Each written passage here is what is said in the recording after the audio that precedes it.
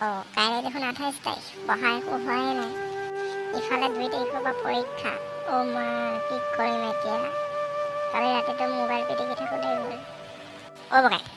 তোৰ এতিয়ালৈকে শুই উঠিবলৈ হোৱাই নাই নেকি মা উঠিছোঁ বাবা মানুহ এতিয়া 8টালৈকে শুই থাকে জানো কালি ৰাতি অলপ শুৱা দেৰি হ'ল মা কিহৰ কাৰণে তোৰ ৰাতি শুৱা দেৰি হ'ল কালি ৰাতি অলপ দেৰিলৈকে পঢ়িলোঁ সেইটো কথা দে তেতিয়াহ'লে আৰু অলপ পঢ়িলোঁ দে ঐ ৰেণু আমাৰ এই মহাশয় শুই উঠিবলৈ হোৱাই নাই নেকি ৰ'ব তাক ডিষ্টাৰ্ব নকৰিব সি অলপ শুই লৈছে এতিয়া 8টা বজালৈকে অলপ শুবলৈ সময় আছে নেকি ময়ো কালি বগাই বহু ৰাতিলৈকে পঢ়িছে এতিয়া সি অলপ আৰাম কৰিছে সেইটো কথা হ'ব দিয়া তাক শুবলৈ দিয়া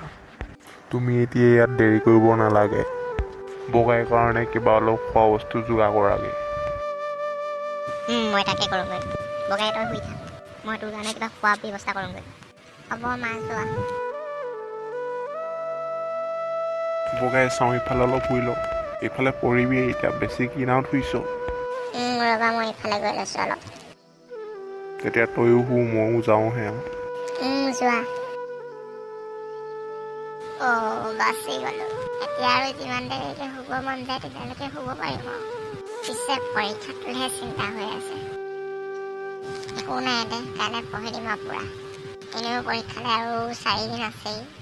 পিছে কিতাপ 5খন নহয় কি কৰিম বাৰু একো নাই দে দেওবাৰে 2খন পঢ়ি দিম আৰু এতিয়া উঠোহে আকৌ গৰম চাহটো খাই পিনি আৰু মোবাইলটোহে অলপ চাই লওঁ এনেও চাগে মোক পৰীক্ষাকেইদিন মোবাইলটো নিদিয়েই মায়ে এই 4 দিনে চাই লওঁ আৰু পৰীক্ষাকেইদিন একো নাপাওঁ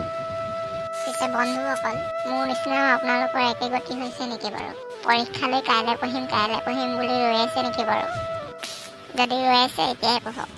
আৰু যদি ভিডিঅ'টো ভাল পালে তেন্তে চেনেলটো please like subscribe and share কৰি দিব এতিয়া ভিডিঅ'টো আজি সামৰিছোঁহে আৰু